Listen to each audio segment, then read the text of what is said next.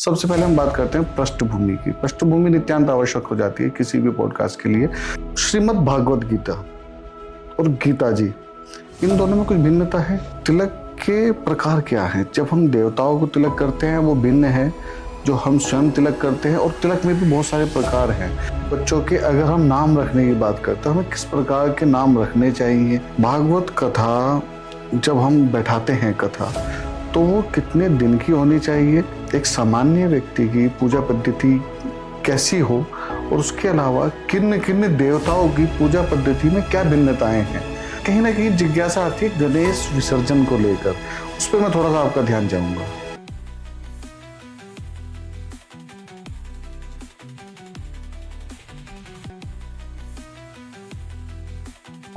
आप सभी दर्शकों का पुनः स्वागत है आपके अपने YouTube चैनल संवाद की पॉडकास्ट सीरीज संवाद विद दीपक पवार में। और आज हमारे साथ हैं पंडित ब्रह्मरात हरितोष जी, जो एक भागवत कथावाचक हैं। आज के समय में जहाँ नई जनरेशन को भागवत गीता ज्ञान संस्कृति के साथ जोड़ के रखना नित्यांत आवश्यक हो गया है, जहाँ आज दुनिया भर की चीज़ें जो सोशल मीडिया और ये सब चीज़ें परोसी जा रही हैं, उसमें कहीं ना कहीं भागवताचार्यों और हमारे आचार्य और हमारे सनातन संस्कृति के जो रक्षक हैं, इनकी एक अहम भूमिका हो जाती है। इनका एक दायित्व बन जाता है। तो हमारे ऊपर भी एक ये है कि हम इनके साथ संवाद स्थापित करें, ताकि हमारी आने वाली जनरेशन उसको हम सही मार्ग दिशा दिखा सकें। तो हमने आग्रह किया पंडित जी से कि आप हमारे लिए समय निकालिए, ताकि हमारी जनरेशन को उचित ज्ञान और भागवत के विषय में संदर्भ में जानकारी हासिल हो सके। बहुत बहुत साधुवाद, आभार आपका पंडित जी, आपने हमारे संवाद के लिए समय निकाला। तो मेरा ये है आग्रह आपसे कि हमारी जो जनरेशन है, मेरे और हमारे संवाद का मेन जो रहता है वो यही रहता है कि जनरेशन, हमारी पीढ़ी को आप देख रहे हैं कि बहुत कुछ गलत परोसा जा रहा है रील्स और सोशल मीडिया के माध्यम से। तो हम कैसे उनको भागवत कृपा प्राप्त हो, कैसे उनको हम श्रीमद् गीता से जोड़ के रखें, कैसे कथा से जोड़ के रखें, उस सब में हम बात करेंगे। सबसे पहले हम बात करते हैं पृष्ठभूमि की। पृष्ठभूमि नित्यांत आवश्यक हो जाती है किसी भी पॉडकास्ट के लिए, ताकि मेरे दर्शक आपके साथ जुड़ सकें। और इतनी कम आयु में आज आप देश विदेशों में भागवत कथा का प्रचार कर रहे हैं, और इससे भी कम आयु से आपने श्रीमद् गीता को साध लिया था। तो वो प्रेरणा कहाँ से मिली, उस सब को हम विवरण वाइज जानेंगे। पृष्ठभूमि से शुरुआत करते हैं महाराज जी। जो कि सभी को, आपके दर्शकों को भी मेरा सादर प्रणाम। श्रीमद् भगवत गीता भगवान की कृपा कहिए, बड़ों के संस्कार कहिए। हमारे घर में, परिवार में मेरे दादाजी पिताजी दोनों ही कार्य क्षेत्रों में हैं जी, दोनों का ही बिजनेस है। तो मैं अधिकतम समय अपने घर में दादी जी के साथ और माता जी के साथ व्यतीत करता हूँ जी। हालांकि सर्वप्रथम मेरा अध्ययन कक्षा नर्सरी से लेकर 5वीं कक्षा पर्यंत DPS रानीपुर में हुआ, अंग्रेजी मीडियम स्कूल में। CBSE पैटर्न पे हुआ। हाँ, तो अब तो फिलहाल CBSE पैटर्न में भी 6th के बाद संस्कृत विद्या पढ़ाई जाती है, परंतु मेरा ये सौभाग्य कहिए या सत्संस्कार कहिए या नियति कहिए कि मुझे बचपन से ही, जो मेरी दादी माँ हैं, जैसा कि हमारे घर पे कहते भी हैं कि माता पिता एक बच्चे का संस्कारीकरण प्रायः नहीं कर सकते जी। बच्चों को जो संस्कृत करते हैं, संस्कृत से यहाँ मेरा मतलब भाषा नहीं, अर्थात उनको जैसे कुम्हार घड़े को ठोक बजाता है जी, वैसे ही एक बच्चे को जो संस्कारित कर सकते हैं वो उसके करते हैं दादी बाबा। क्योंकि दादी बाबा के पास वो वस्तु है जिसे हम कहते हैं अनुभव। अनुभव संसार की एकमात्र ऐसी वस्तु है जो जिसके पास सबसे अधिक होता है उससे उसकी कोई आवश्यकता नहीं होती। बिल्कुल। और जिसके पास नहीं होता उसे सबसे अधिक आवश्यकता होती है जी। उदाहरण के रूप में मैं अपनी बात करूंगा। मैं 20 वर्ष 19 वर्ष की मेरी आयु है, मेरे पास मात्र 19 वर्ष का अनुभव है। उसमें भी 5 वर्ष तक के बालक को तो कुछ ज्ञात नहीं होता है निश्चित रूप से। तो मेरे दादाजी और दादी जी जिनकी आयु 70 वर्ष लगभग है जी। तो उनके पास तो मेरे से अधिक अनुभव है। बिल्कुल। तो परंतु उन्हें इस अनुभव की कोई आवश्यकता नहीं है, चाहे कार्य क्षेत्र हो, संस्कृत क्षेत्र हो, विद्या क्षेत्र हो, किसी भी क्षेत्र में उनको इसकी आवश्यकता नहीं है। अब ये मेरे पे निर्भर करता है कि मैं उनके अनुभव से अपने जीवन को कैसे सुधार सकता हूँ। बहुत से लोग ऐसे होते हैं जिन्हें अपने दादा दादी के साथ समय व्यतीत करने का यथोचित परिस्थिति के अनुसार समय नहीं मिलता। हमें प्राप्त हुआ और हमारी दादी ने हमें ऐसे संस्कार दिए कि हमारी रुचि बाल्यकाल से ही, बचपन से ही धर्म के प्रति होती है। और कुछ ठाकुर जी की ऐसी प्रेरणा है कि परिवार में भी समय समय पर धर्मानुष्ठान होते हैं। तो बाल्यकाल में पहले ही मंत्रों में और श्लोकों में कोई रुचि नहीं थी, बस ये रुचि थी कि जैसे रुद्राभिषेक होता है तो ये क्यों होता है, जिज्ञासा। एक जिज्ञासा के कारण कि शंकर भगवान पे दूध चढ़ता है, हम पत्र चढ़ाते हैं, क्यों चढ़ाते हैं, क्या पैटर्न है। तो धीरे धीरे धीरे धीरे एक विष्णु शर्मा जी का श्लोक बताना चाहूंगा। विष्णु शर्मा जी नीति संग्रह में कहते हैं कि अन्नवे भाजने लग्नः संस्कारो नान्यथा भवेत् तथा छलेन तु बालानाम नीतिस्तदिह कथ्यते। विष्णु शर्मा जी के पास, जो कि एक राजपुरोहित है, राजा के बच्चे आए हैं विद्या अध्ययन करने। अब राजा के बच्चों को मनुस्मृतियां और विद्वानों की वार्ता कैसे बताई जा सकती है। बच्चों के लिए नीति की बातें उत्तम नहीं है उनके रुचि अनुसार, क्योंकि वो बात हमें समझ में नहीं आएगी जिसमें हमारी रुचि ना हो। बिल्कुल सही बात है। तो उन्होंने ये प्रकल्प निकाला, जैसे कुम्हार पहले घड़े का निर्माण करता है और शनि शनि उसका, जब तक वो संस्कारित ना हो जाए, उसको ठोकता रहता है, बजाता रहता है, चेक करता रहता है। वैसे ही विद्वानों को चाहिए, घर के बड़ों को, माता पिता और दादी दादा को चाहिए, छोटी छोटी कथाओं के माध्यम से और अपने अनुभवों के माध्यम से अपने बच्चों को संस्कारित करें। तो मुझे भी मेरे दादाजी और दादी जी से उत्तम संस्कार मिले और इस तरफ रुचि बनी।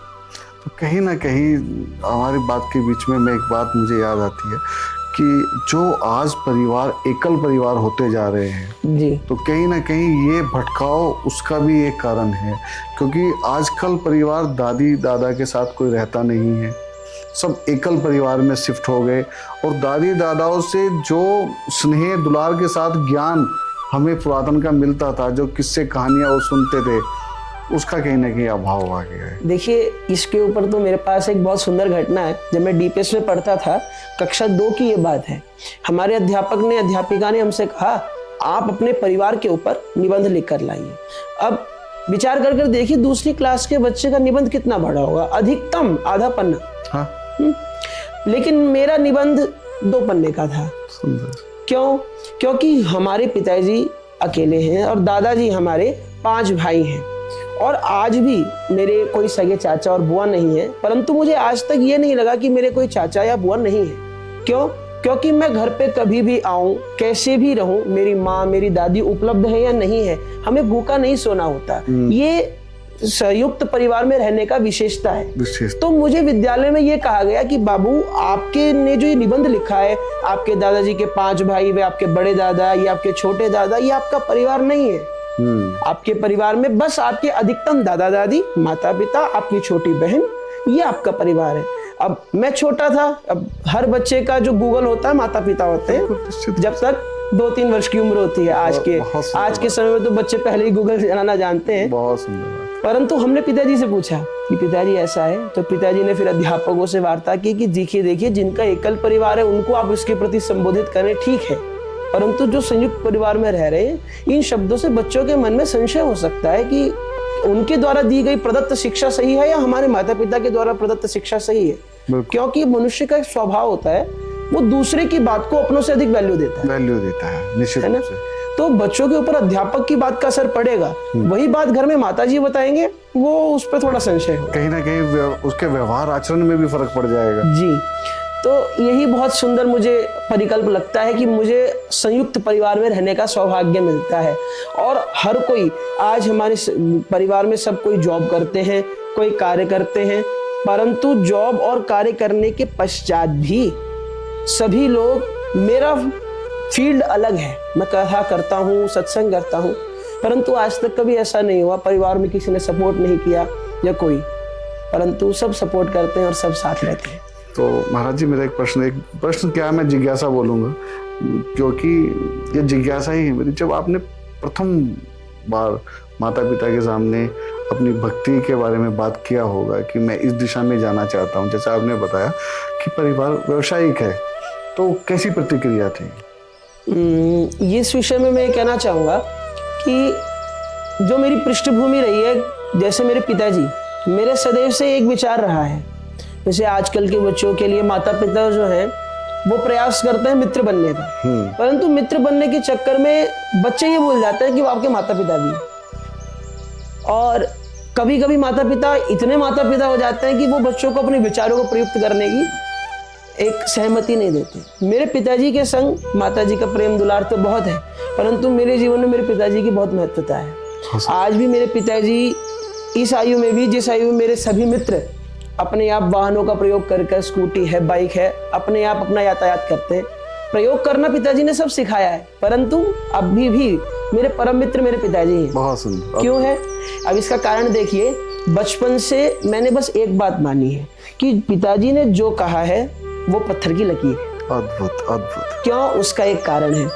ये कारण ये है कि मुझे एक बात स्मरण आती है, बाल्यकाल में जब मैं 2 या 3 वर्ष का रहा, उस समय की ज्यादा स्मृतियां नहीं है, परंतु एक स्मृति मुझे स्मरण आती है कि जो मेरे पिताजी हैं, मेरे पिताजी प्रायः इस स्वभाव के व्यक्ति हैं कि जहां आपको परिश्रम करने से बचना हो, अथवा जिसे कहते हैं कि यदि आपका काम सरलता से हो जाए तो सरलता से कीजिए, स्वयं परिश्रम ना करना पड़े, सरलता से कीजिए, किसी से करवा लीजिए। परंतु मेरे पिताजी, यदि मैं बीमार पड़ा रहा, जो व्यक्ति स्वयं के लिए कभी किसी पंक्ति में नहीं खड़ा होता है, वो 2.5 वर्ष के अपने बालक के लिए 3 से 4 घंटा हॉस्पिटल की लाइन में लगे। तो जो आपके विषय में इतना सोच सकते हैं, आपसे ज्यादा आपके बारे में सोच रहे हैं, वो तो किसी न किसी रूप से आपके लिए अधिक कल्याणकारी है। ये पहली बात।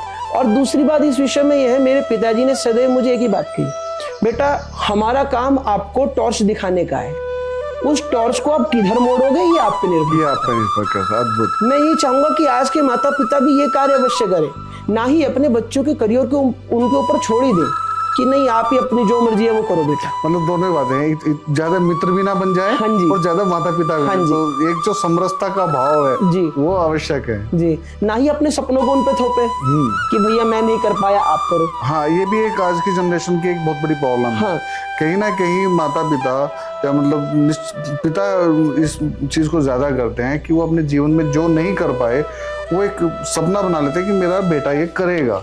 ये आवश्यक नहीं है, सबकी नियति अलग है। मैं भी कथाओं में काफी बोलता हूँ कि यदि ईश्वर ने हमें संतान दी है तो संतान आपकी फेलियर को पूरा करने के लिए नहीं है। आप कोई चीज करना चाहते हैं, आप वो नहीं कर पाए, इसका मतलब वो आपका फेलियर है। अब आपकी संतान आपकी गलतियों पे पर्दा डाल के वो कार्य करे, ये उसका काम नहीं है। हाँ, आप चाहें तो उसे वो मार्ग दिखा सकते हैं, बेटा हम ऐसा करना चाहते थे, इसका मार्ग ये है। अगर आप भी चाहते हैं तो आपको सहयोग मिलेगा। जैसे मेरे पिताजी ने मुझे विभिन्न मार्ग दिखाए और उन्होंने मुझे संस्कृति का मार्ग भी दिखाया कि बेटा आप संस्कृत का अध्ययन करेंगे, आप ऐसे प्रोफेसर भी बन सकते हैं, कथा भी कर सकते हैं, सत्संग भी कर सकते हैं, प्रवचन भी कर सकते हैं। मेरी इच्छा है कि आप ऐसा करें, आपकी इच्छा कुछ और है तो वो हमें बताएं। जब तक ये सभ्यता परिवार में नहीं आएगी तब तक मेरा विचार है कि शायद बच्चे भी अपने माता पिता से नहीं खुलेंगे और शायद माता पिता की वो गंभीरता भी बच्चों में नहीं आ पाएगी। बहुत सुंदर, बहुत सुंदर। तो महाराज जी, मेरा आपसे प्रश्न अभी पहली जिज्ञासा स्टार्ट करते हैं। कुछ मैंने तैयारियां की है। जरूर जरूर। तो अब उस ओर बढ़ते हैं। एक कहीं ना कहीं श्रीमद् भागवत गीता और गीता जी, इन दोनों में कुछ भिन्नता है? जो आप प्रश्न कर रहे हैं, मैं ये समझ रहा हूँ कि आप पूछना चाहते हैं कि श्रीमद् भागवत महापुराण और श्रीमद् भगवत गीता। निश्चित रूप से। ठीक है। प्रायः लोग सबसे बड़ी गड़बड़ी कहाँ करते हैं, नामोच्चारण में कर देते हैं। जैसे लोग कहेंगे श्रीमद् भागवत गीता और श्रीमद् भागवत। देखिए, श्रीमद् भगवत गीता और श्रीमद् भागवत महापुराण आपस में भिन्न है और इस विषय पर हम जितनी चर्चा कर सके उतनी कम है। परंतु सरलतया आपके व्यूअर्स को बताने के लिए मैं एक उदाहरण से समझा सकता हूँ। जैसे हम जब आपस में बातचीत करते हैं, किसी की आत्मकथा को हम बायोग्राफी कहते हैं। बिल्कुल, निश्चित रूप से। तो जो श्रीमद् भागवत महापुराण है वो भगवान कृष्ण की एक तरह से बायोग्राफी है, लेकिन श्रीमद् भागवत महापुराण की विशेषता यह है कि जब हम सामान्यतः किसी पर्टिकुलर व्यक्ति के ऊपर बायोग्राफी बनाते हैं तो हम उसका कंटेंट ज्यादा लेते हैं कि इस व्यक्ति पर, जैसे पूज्य विवेकानंद जी के ऊपर हम या शंकराचार्य जी के ऊपर कोई आत्मकथा लिखेंगे तो शंकराचार्य जी का नाम अधिक आएगा, बिल्कुल सत्यता है। परंतु ये श्रीमद् भागवत महापुराण की यही विशेषता है कि भगवान कृष्ण को भगवान बनाने वाले अर्थात उनके जो प्रिय भक्त हैं उनकी चर्चा अधिकतम है, उन्हीं के रूप में ठाकुर जी की चर्चा है। मुख्यतः भगवान श्री कृष्ण की चर्चा केवल एक स्कंद में है, वो है दशम स्कंद। मुख्यतः शनै शनै थोड़ा थोड़ा तो प्रत्येक स्कंद में प्राप्त होता है क्योंकि कृष्ण कथा है, वो तो जोड़ना ही होगा। परंतु ये जो श्रीमद् भागवत महापुराण है इसमें केवल दशम स्कंद में प्रायः भगवान कृष्ण की कथा मुख्यतः प्राप्त होती है। अन्य जितने भी स्कंद हैं उनमें प्रधानतः भगवान से जुड़े हुए जितने विषय हैं, भगवान के जितने भक्त हैं, प्रायः उनकी कथा आती है जिन्हें ये भागवत श्रीमद् भागवत महापुराण बनाती है।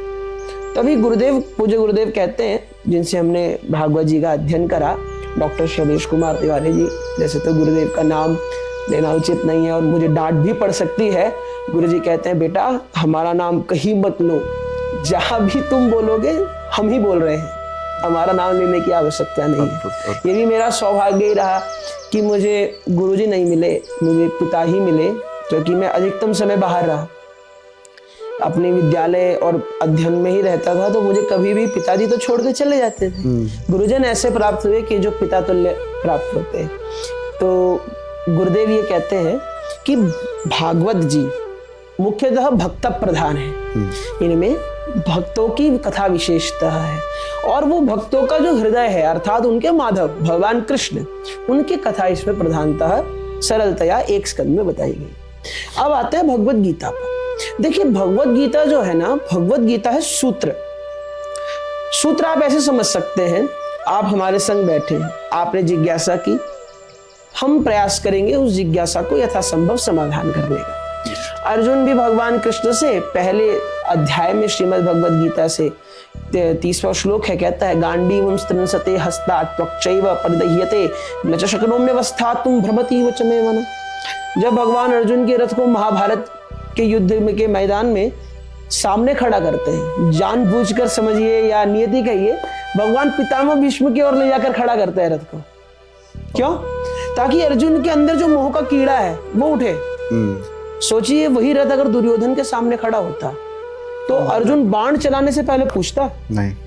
वही रथ भगवान ने पितामह भीष्म के सामने, द्रोणाचार्य की कृपाचार्य के सामने खड़ा करा तो अर्जुन का हाथ क्या कह रहा है? अर्जुन गांडीवं स्त्रंसते त्वक्चैव परिदह्यते, कि गांडीव जिसके टंकार से मेघ गरज जाते हैं, पृथ्वी कांप जाती है, वो गांडीव हाथ से फिसल रहा है, मेरी त्वचा जल रही है और न शक्नोम्यवस्था, तो मैं खड़ा नहीं हो सकता, कपकपी आ रही है।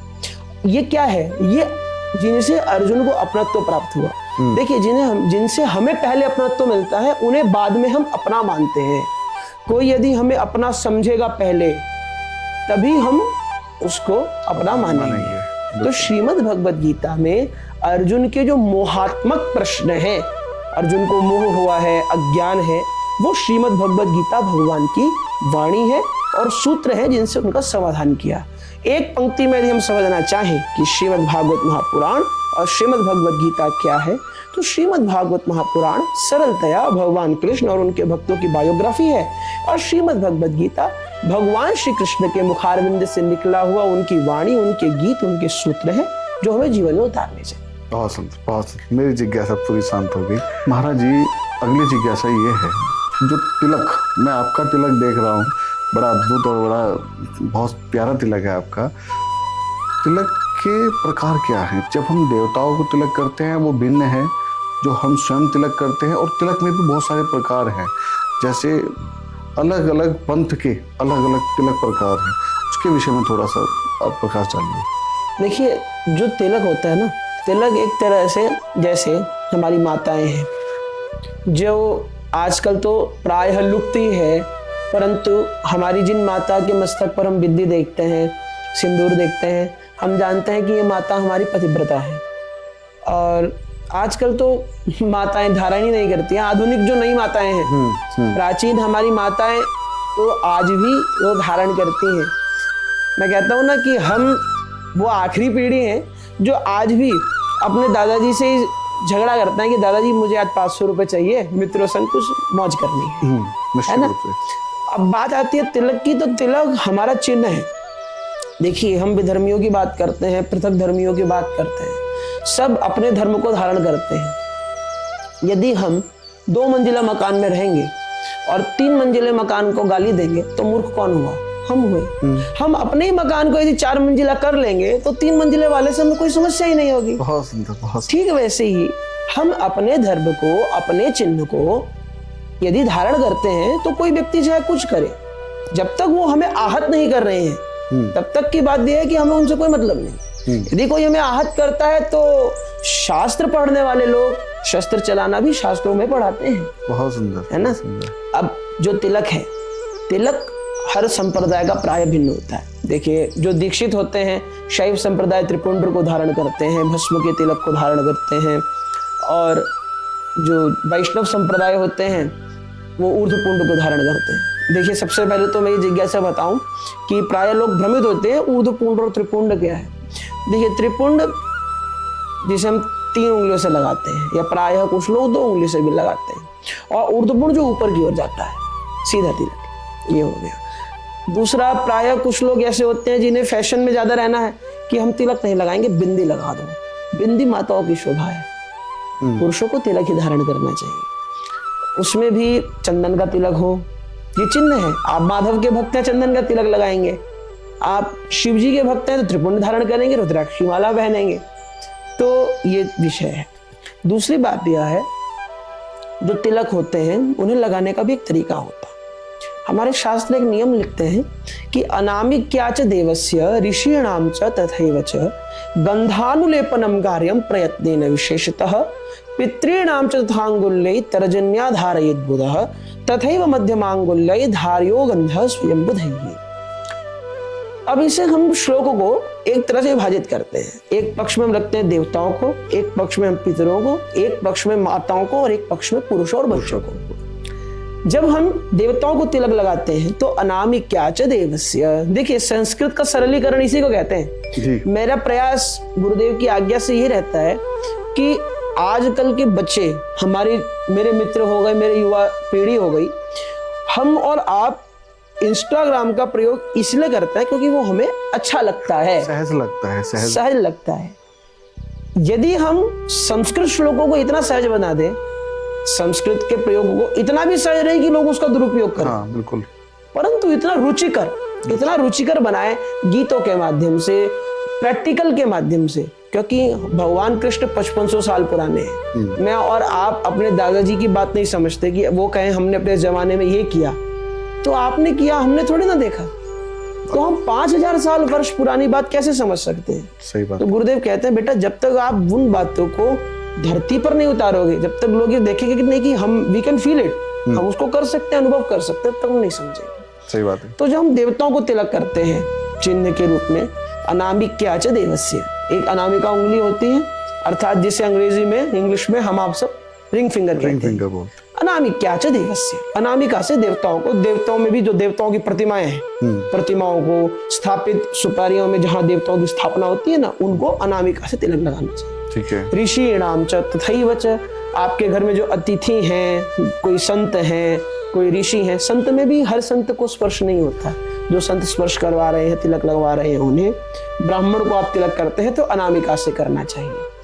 गंधानुलेपनम कार्यम प्रयत्नेन विशेषतः, और पितृणाम च तथांगुल्ये तर्जन्या धारयेत् बुधः, जब पितृतर्पण आदि करते हैं तो वहां पितरों के निमित्त जो तिलक दिया जाता है वो तर्जनी उंगली से किया जाता है, पहली उंगली से। तथैव मध्यमांगुल्ये धार्यो गंधः स्वयं बुधैः, जो मध्यमांगुली होती है उस उंगली से स्वयं तिलक लगाना चाहिए। ये विषय हो गया।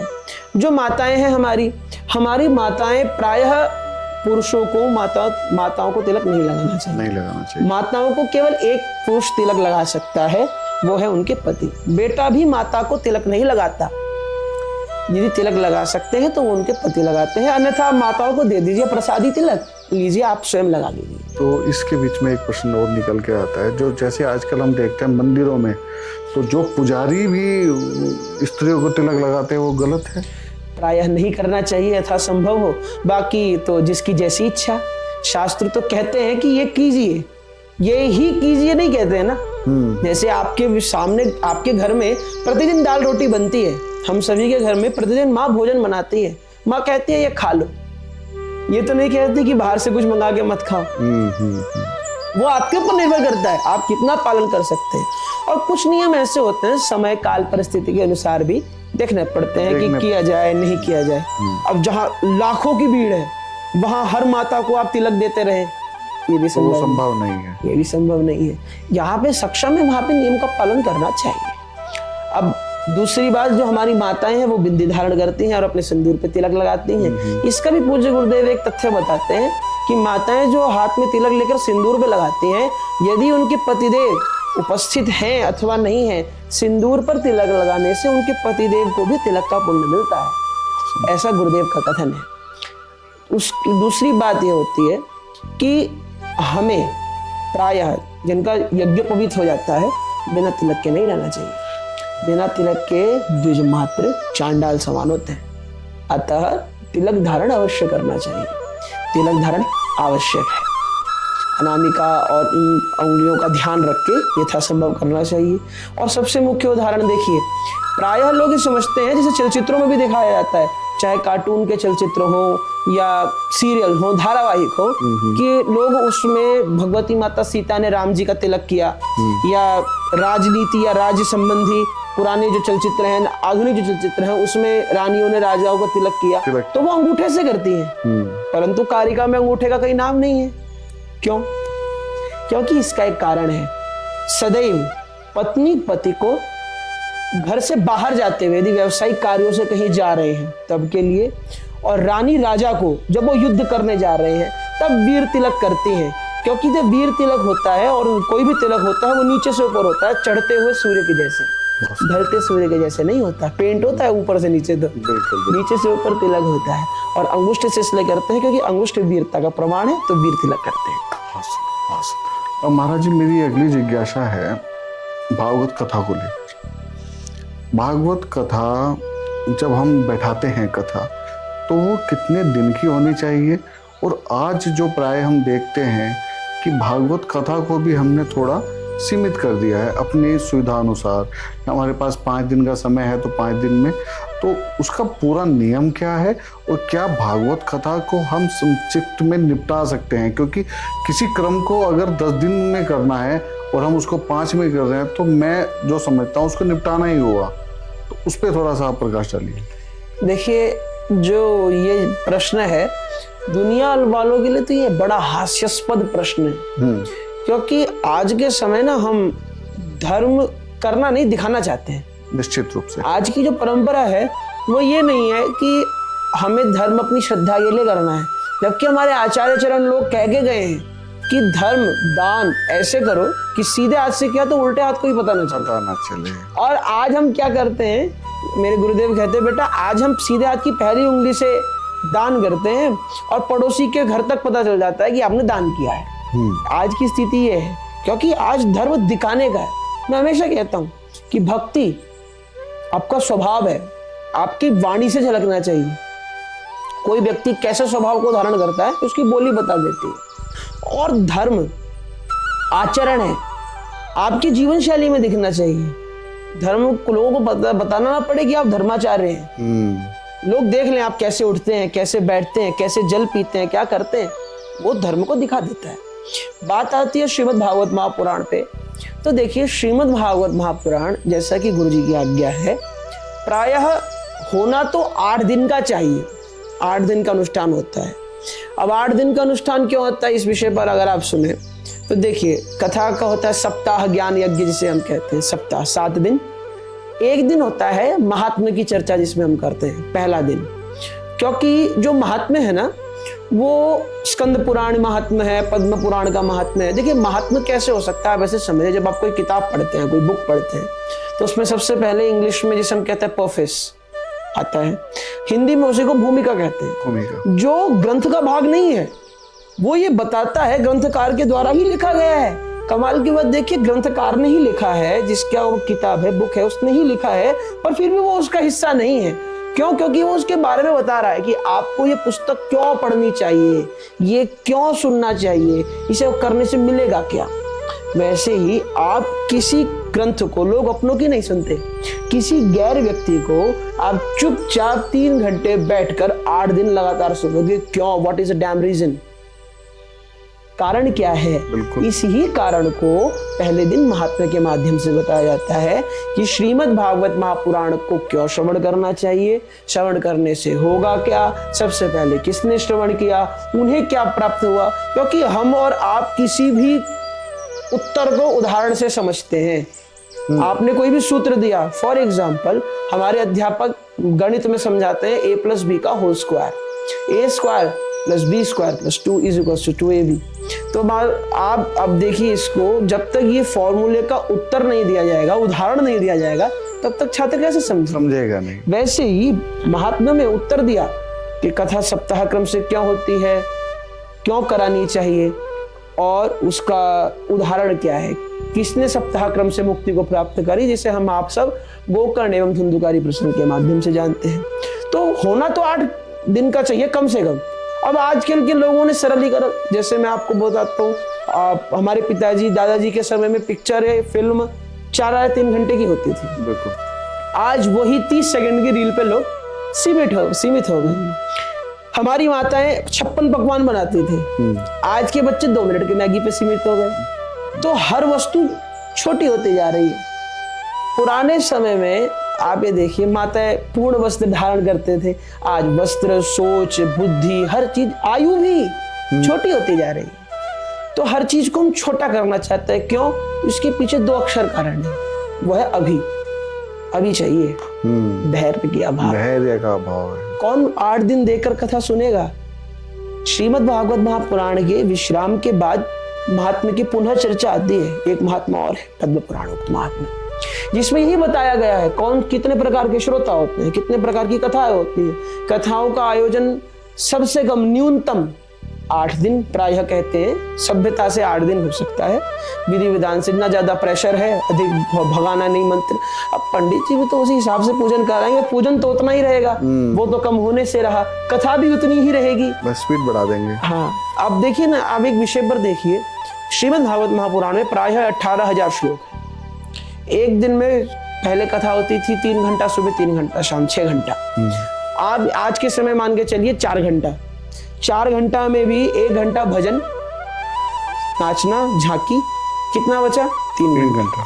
3 घंटा में भी अगर आप इतना समय दें कि एक श्लोक पर 1 मिनट बोले तो 18,000 श्लोक हो पाएंगे? नहीं हो पाएंगे।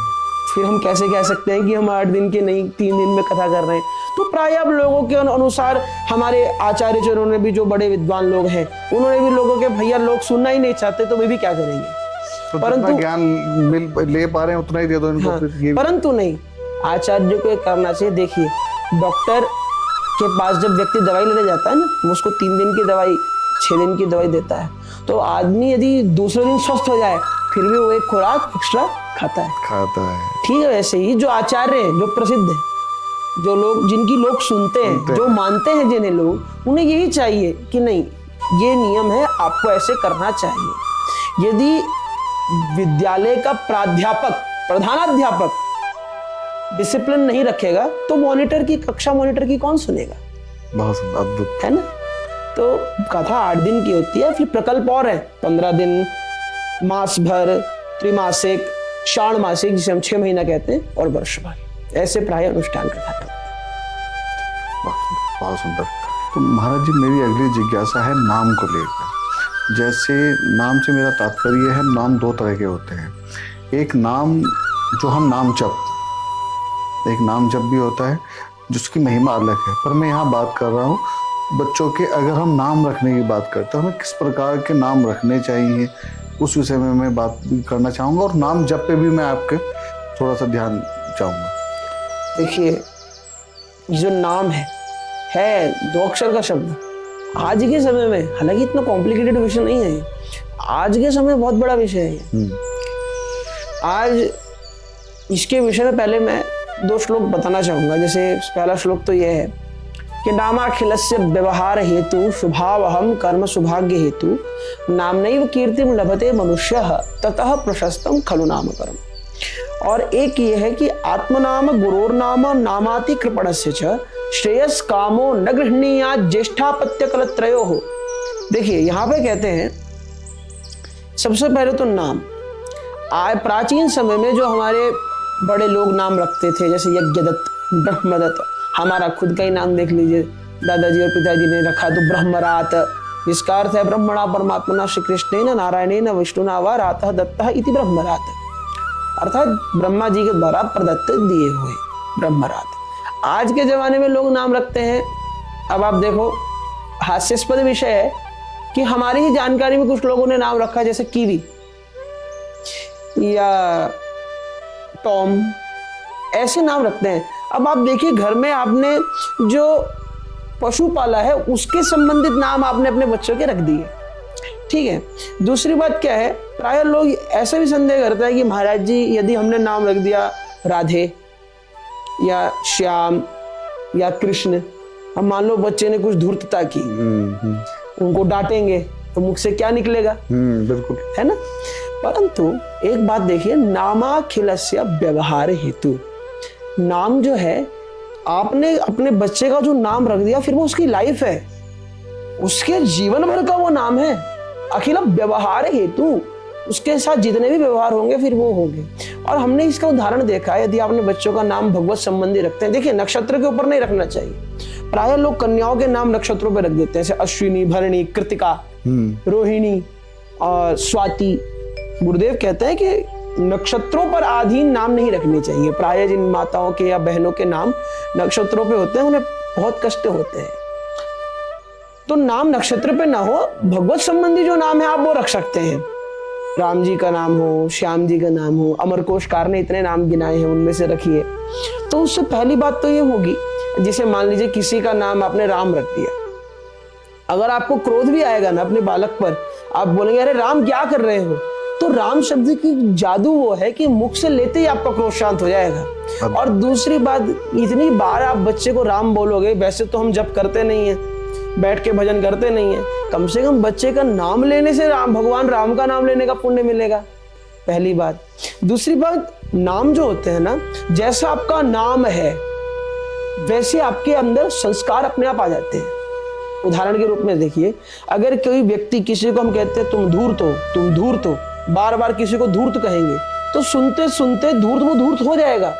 जैसे दुशासन और दुशाला और दुर्योधन, महाराज दुर्योधन, दुशासन और दुशाला, ये जो तीन भाई बहन हैं, इनका नाम दुर्योधन, दुशासन, दुशाला नहीं है, इनका नाम है सुयोधन, सुशासन, सुशाला। इनके कर्म ऐसे हैं कि कर्म के कारण जो सु उपसर्ग है वो तो हट गया, दूर और दुष उपसर्ग लग गया। लोग इन्हें धूर्त कहते हैं, मूर्ख कहते हैं, दुष्कर हो तुम, तो दुष्कर कहते कहते नाम ही दुर्योधन पड़ गया। तो जैसे आपके बच्चों के हमारे नाम होते हैं ना, वैसे ही कार्य, वैसी ही हमारी बुद्धि, वैसे ही हम बनते चले जाते हैं। ये हो गई नाम की बात। दूसरी बात, नाम हर किसी का भी नहीं लेना चाहिए। जैसे आत्मनाम, बार बार बहुत से लोग आदत होती है ना, मुझे नहीं जानते तुम, मेरा नाम भी है, हर विषय में अपना नाम ले लेके बोलते हैं। अपना नाम बार बार नहीं लेना चाहिए, अपने गुरुजी का नाम भी नहीं लेना चाहिए, गुरु नाम। अति कंजूस व्यक्ति का, जो बहुत धूर्त हो, बहुत कंजूस हो, देखिए दृष्टि, वाणी, ये जो हमारे अपने आप का सम्मान आप खुद नहीं करेंगे तो सम्मुख बैठे व्यक्ति से आप क्या अपेक्षा रखते हैं कि वो आपका सम्मान करेगा। हमारा स्वाभिमान है, सम्मान रखते हैं कि हम हर किसी वस्तु पर, विषय पर, व्यक्ति पर दृष्टि नहीं डालते। आपने अपनी दृष्टि का सम्मान किया, लोग आपका सम्मान करेंगे। आप अपनी वाणी पर सम्मान रखते हैं कि हम कुछ भी नहीं बोल देंगे, सोचकर बोलते हैं। तो जब तक स्वयं का सम्मान नहीं करेंगे, ऐसे हर व्यक्ति का नाम भी वाणी से नहीं लेना चाहिए। महाराज आप नाम ही तो देखो, नाम के कारण आज क्या लोग अपनी पुत्री का नाम कोई मंथरा रखता है, कैकेयी रखता है, या अपने पुत्र का नाम किसी ने रावण नहीं रखा, नहीं, है ना। क्यों? रावण तो बहुत विद्वान था, परंतु कर्मानुसार।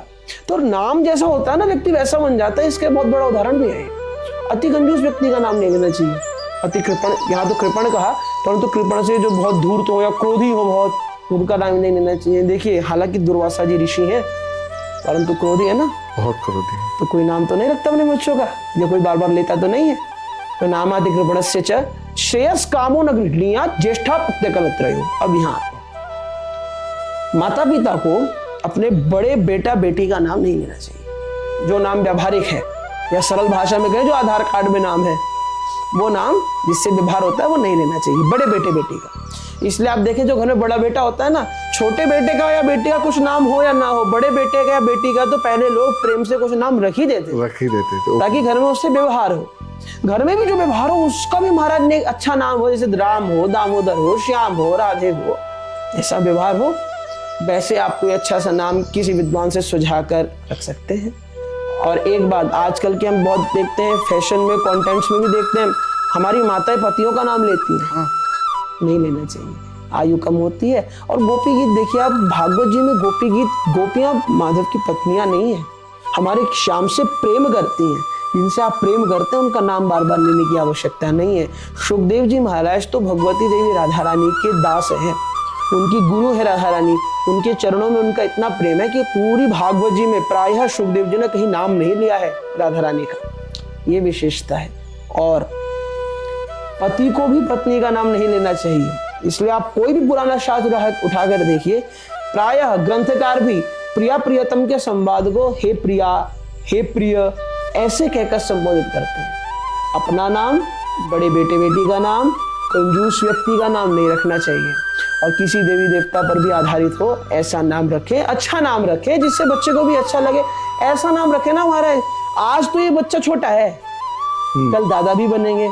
आपने नाम तो रख दिया बेबी, है ना, और कल इनके पोते कहेंगे बेटा कहाँ जा रहे हो, किससे बात कर रहे हो, हम बेबी दादी से बात कर रहे हैं। दादी बन गए पर है बेबी ही अभी। बताइए उचित लगता है?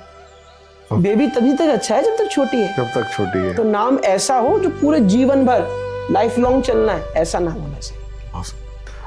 महाराज जी, मेरा अगली जिज्ञासा है, पूजा पद्धति, एक सामान्य व्यक्ति की पूजा पद्धति कैसी हो और उसके अलावा किन किन देवताओं की पूजा पद्धति में क्या भिन्नताएं हैं? देखिए सामान्यतः क्या होता है ना, पूजा पद्धतियां तो प्रायः हर देवताओं की अलग होती है। और एक ना ग्रंथ आता है गोत्रावली, उसमें क्या है, जैसे आज बच्चों को रटाते हैं ना कि आपका परिचय क्या है, इंट्रोडक्शन, तो my name is this, I am reading in this class and my opportunities, my father's, my parents आदि। ये तो सामान्य परिचय।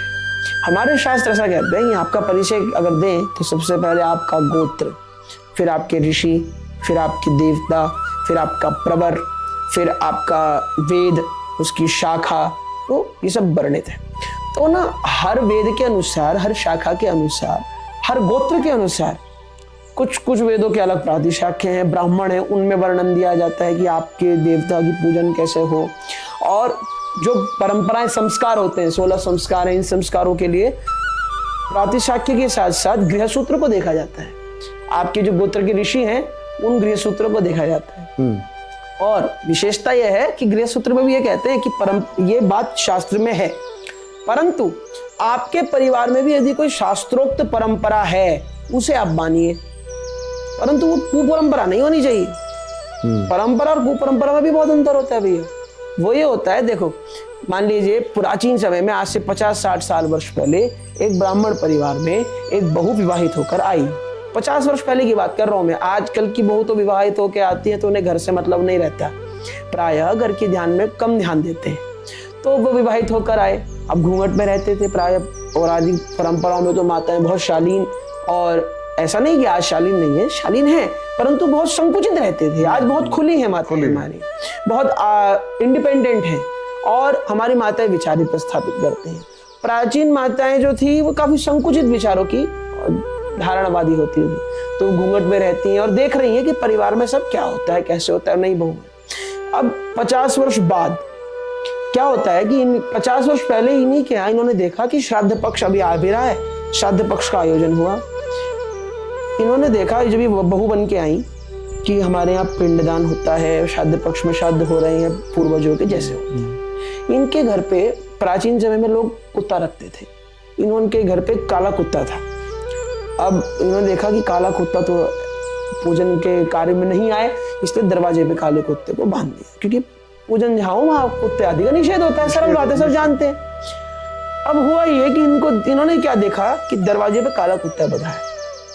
50 साल बाद जब ये दादी बनी, अब ये सास बनी है, घर की बड़े हैं, क्योंकि हमारे भारत में कुछ ऐसी परंपराएं भी हैं, बड़े प्रायः बच्चों की बात समझना कम चाहते हैं। अगर कोई बच्चे ध्यानपूर्वक कोई बात कह रहे हैं ना, इसका उदाहरण तो आप ये देखिए कि अर्जुन भगवान कृष्ण से छोटे हैं, तो भगवान कृष्ण ने गीता जी का ज्ञान दिया। वही भगवान कृष्ण जब राजा युधिष्ठिर को मोहित देखते हैं कि उन्हें मोह हो रहा है, तो क्या करते हैं, पितामह भीष्म के ज्ञान दिलवाते हैं। क्यों? क्योंकि प्रभु सोचते हैं कि ये सोचेंगे मैं तो छोटा भाई हूँ, मैं इनका बड़ा भाई, युधिष्ठिर जी बड़े हैं, अब मुझे मोहित देख रहा है तो बेचारा परेशान होगा, मुझे समझा रहा है। बड़े ये नहीं समझते कि बच्चे की बात में कोई तथ्य है, वो ये समझेगा कि हमें परेशान देख रहा है या हमें उदास देख रहा है तो हमें प्रसन्न करना चाहता है। ठीक वैसे ही आजकल के भी हमारे बड़े बच्चों की बात कम थोड़ा ध्यान देते हैं।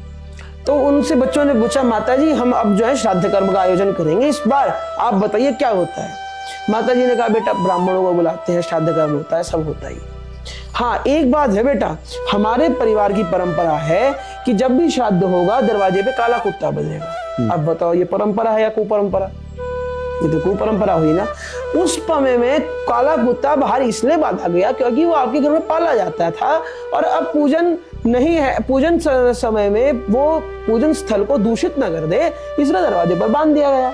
आपने तो ऐसी कुपरंपरा कर दी कि मारे भैया जिस घर में कुत्ता है नहीं वहां पहले वो काला कुत्ता लाएं, फिर वो दरवाजे पर बांधे। तो ये कुपरंपरा है। शास्त्रोक्त परंपराएं जो आपके वर्षों में परंपरा होती है, उस परंपरा को माने, पर वो शास्त्रोक्त होनी चाहिए, कुपरंपरा नहीं होनी चाहिए। तो हर देवता की पद्धति अलग है, हर संस्कार को पूजन करने का अलग है। सामान्यतः हम आप सब क्या करते हैं ना, जो देव पूजन करते हैं देवताओं का, उसमें भी महाराज अलग अलग विषय वर्णित किए जाते हैं। तो यहाँ पे एक बहुत सरल विषय, जैसे हमारी माताएं, प्रायः माताओं को हमने देखा, भी सावन का महीना था तो हमारी माताएं और बहुत से पुरुष भी, बहुत विद्वज्जन भी क्या प्रयास करते हैं, शिवलिंग पर जाएंगे, घी लेकर दोनों हाथों से मसाज कर रहे हैं भगवान शंकर की। नहीं, हाँ, माताओं को प्रयास करना चाहिए कि यदि वो शिवलिंग का पूजन करें, वैसे तो शिव परिवार की प्रतिमा का पूजन करें माताएं, उचित तो वो है, परंतु यदि माताएं अगर शिवलिंग का पूजन करती हैं तो उन्हें चाहिए कि जो योनि है भगवान शंकर की, उसमें माता पार्वती का निवास है, तो उसका पूजन करें। माताओं को शिवलिंग का स्पर्श करना निषेध है, नहीं करना चाहिए। हाँ जी, नहीं करना चाहिए। और हमें भी शिवलिंग के स्पर्श करते समय अंगूठा और तर्जनी उंगली का प्रयोग नहीं करना चाहिए, केवल 3 उंगलियों से उनका स्पर्श करें। जो सामग्री आप लगा रहे हैं लगाएं। इसमें भी महाराज कई सारी बातें ऐसी होती हैं, जैसे भगवान शालिग्राम। अब भगवान शालिग्राम पे लोग तुलसी दल चढ़ाते हैं, कुछ लोग कहते हैं अक्षत भी चढ़ते हैं। अक्षत चढ़ाने का निषेध है। कहते हैं ना, अक्षत भगवान शालिग्राम पर नहीं चढ़ते हैं। गणेश जी महाराज पर, चूंकि अभी कुछ दिन पहले ही गणेश चतुर्थी गई है, तुलसी दल नहीं चढ़ता है। तुलस्याच गणाधिपः, भगवान गणेश जी के ऊपर तुलसी दल नहीं चढ़ता है।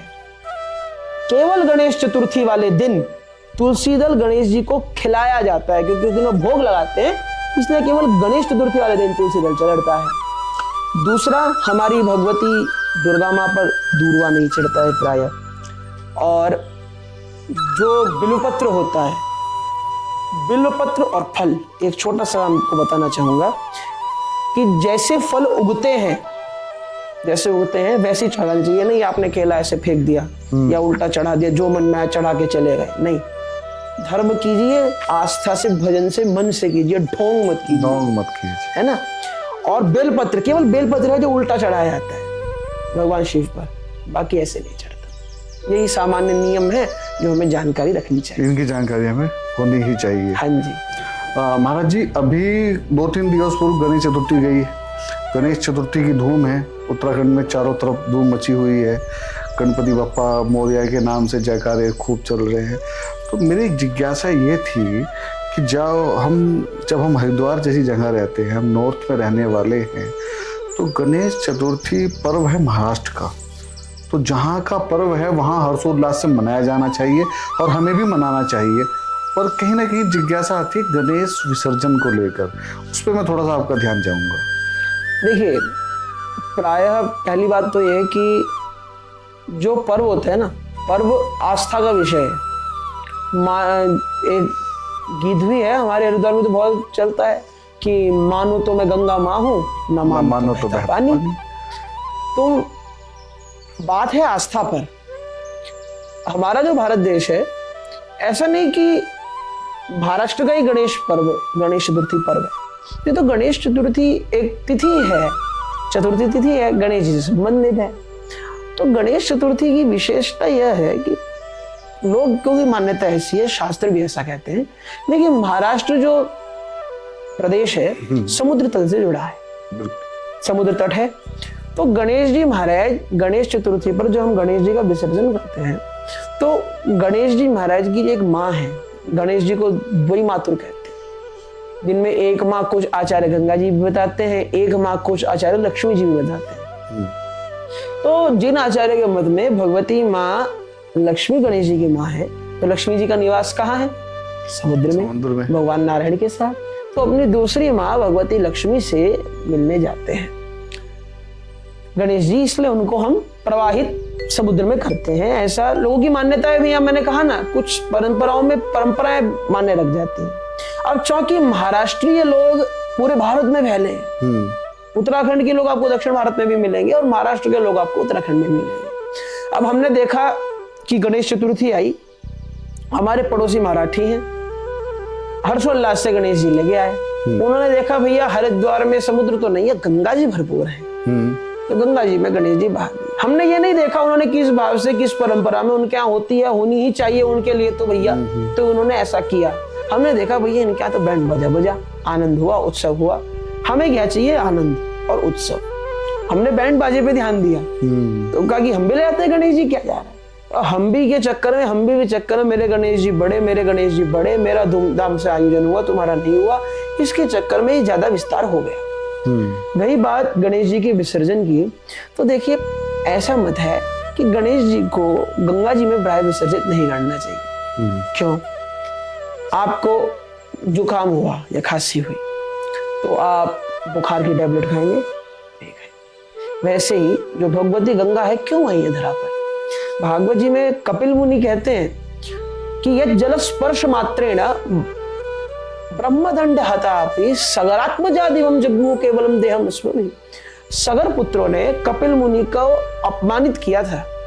कपिल मुनि की क्रोध की दृष्टि से नहीं, केवल ब्राह्मण को अपमानित करने से भस्म हो गए। तो दिव्य माता गंगा यदि आकर अपना जल इनको स्पर्शित कर दे तो ये मुक्त हो जाएंगे। तो उनको गंगा जी को स्पर्श करने पर मात्र से वह मुक्त हो गए। गंगा जी आई है पापियों के पाप तारने के लिए या गणेश जी को ले जाने के लिए, ये विचार हमें खुद करना चाहिए। समुद्र में क्यों प्रभाव होता है मैंने आपको बताया। अब कुतर्की तो ये भी कह सकते हैं भैया गंगा जी भी तो पहुंच रही है समुद्र, उनमें बहते बहते हमारे गणेश जी भी चले जाएं। देखो भैया जो समर्थ हैं वो दिल्ली जाएंगे तो फ्लाइट से जाएंगे, जो समर्थ नहीं है बेचारे बस से जाएंगे। हमारे गणेश जी महाराज को समुद्र में जिनकी परंपरा है वो प्रवाहित करें, परंतु किसी की परंपरा और धर्म को देखकर मजाक समझकर हम अपने आनंद और उत्सव के लिए धर्म को नहीं करें। मैंने कहा ना, आज का जो धर्म है वो मनाने से ज्यादा दिखाने का है। तो इतना भी ना दिखा दे कि वो मनाना ही ना रहे और दिखाना अधिक हो जाए। हमें धर्म उतना करना चाहिए। मैं सारी बात का एक निष्कर्ष दूंगा, जिसकी जो मान्यता है, जो मन में आ रहा है, जो अच्छा लग रहा है। देखिए भगवान भाव के होते हैं। हमारे पापा को, हमारा भाव यह है कि हमारे पापा को पसंद है हम गंगा जी में बहाएं, ठीक है, लोगों की ऐसी मान्यता है। परंतु मेरा यही कहना है, भगवान ने श्रीमद् भगवद गीता में एक बात कही है 16वें अध्याय के 23वें और 24वें श्लोक में, यह शास्त्रविद मुत्सृज्य वर्तते कामकारत न सिद्धिं वाप्नोति न सुखम न परांगति तस्मात् शास्त्रम प्रमाणम ते कार्याकार व्यवस्थितो ज्ञात्वा शास्त्र विधानोक्तम कर्म कर्तुम इहार्हसि। कलयुग के प्राणियों के लिए नहीं, समस्त प्राणियों के लिए शास्त्र प्रमाण है। जो शास्त्र को छोड़कर मनमाने ढंग से जीवन जीता है वो ना इस लोक में आनंद को प्राप्त करता है ना परलोक को। पहली बात। दूसरी बात यह कि शास्त्रीय संबंधी, जैसे हम और आप बीमार होने पर डॉक्टर के नाम से पहले उसकी डिग्री देखते हैं, वैसे ही आपको जो कोई बात बता रहा है जिसका आप धर्म देख रहे हैं, पहले उसके बारे में जानिए उनकी क्या परंपराएं हैं, रिसर्च। मैं सरल भाषा में कहूंगा, व्हाट्सएप पे आए गए ज्ञान के स्लोगन को असली ज्ञान मत समझिए। उससे आप ज्ञान ठीक है पर वही वास्तविक ज्ञान है, this is not even possible. तो इसको समझिए। आपका भाव है, आप प्रवाहित कीजिए, परंतु एक रीजनेबल रीजन तो रखिए। अपने भाव को परमात्मा को दीजिए, ठीक है, परंतु आपका धर्म रहे। आपके धर्म से यदि ठाकुर जी का या प्रभु का अपमान हो रहा है, फिर वो अधर्म है। वैसा कीजिए जिससे भगवान प्रसन्न रहे। ये इसका उत्तर।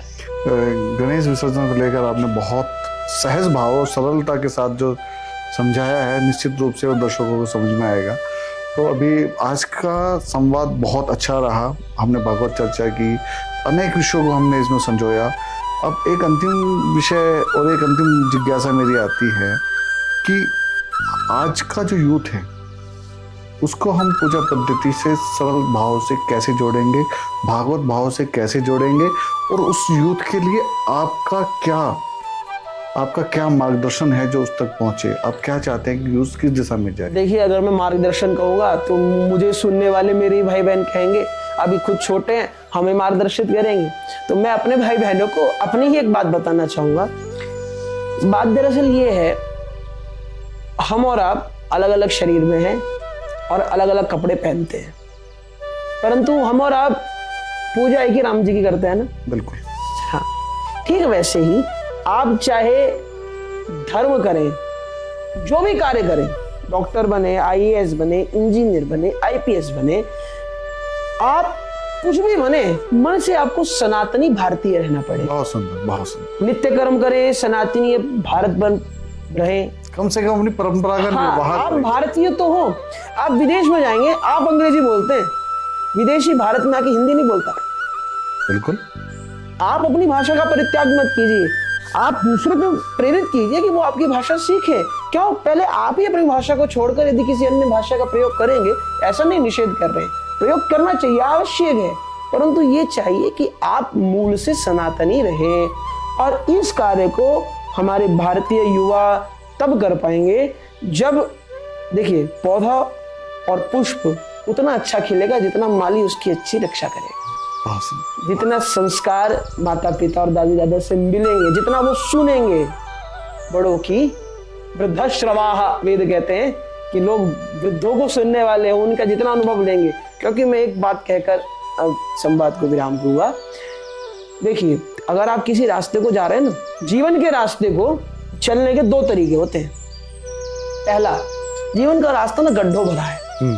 आप एक रास्ता चुन लीजिए कि आप चलेंगे, गड्ढा आया गिरे, खड़े हुए पार हुए, फिर गड्ढा आया गिरे, खड़े हुए पार हुए। एक रास्ता वो है जिसपे एक व्यक्ति 60 साल चल चुका है, उसने आपको बताया बेटा यहाँ गड्ढा आएगा, इधर से निकल जाना, यहाँ गड्ढा आएगा, इधर से निकल जाना।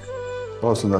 तो वही बड़ों और माता पिता की विशेषता यह है कि या तो आप उनका अनुभव 20 साल की आपकी आयु, 60 वर्ष का अनुभव उनका 80 वर्ष के आप हो गए, तो आप बिना गड्ढे में गिरे जा सकते हो। और आपको नहीं सुननी है तो गड्ढे में गिरिए, खड़े हुए जाइए, जीवन तो जीना पड़ेगा। बहुत सुंदर, बहुत। यही मैं चाहूंगा कि हमारे मित्र अपने बड़ों की सुने, उनका मार्गदर्शन करें, और बड़ों भी हमारे मित्रों की सुने। एक दूसरे के विचारों पे बाध्यता ना आए, पारस्परिक रूप से मूल से आप सनातनी रहे और भगवत भक्त रहे। बहुत सुंदर, बहुत सुंदर। तो जैसा कि आपने पूरे पॉडकास्ट में सुना महाराज जी को, तो महाराज जी को सुनने भर से काम नहीं चलेगा। हम किसी को जब सुनते हैं, किसी के भाव हम जानते हैं, तो हमारा प्रयास रहे कि उसमें से कुछ हम अपने लिए निकाल लें। एक चीज़ पे कम से कम हम जुड़ जाएं, उसी से हमारा कल्याण होना संभव है। तो बहुत सुंदर संवाद रहा आज का महाराज जी के साथ। और जैसा मैं हमेशा बोलता हूँ अंत में कि आप जुड़े रहिए पॉजिटिव विचारों से और अपने बच्चों को जोड़ कर रखिए संस्कारों से। तो फिर मिलते हैं अगले पॉडकास्ट में एक और नए अतिथि के साथ। तब तक के लिए नमस्ते भारत।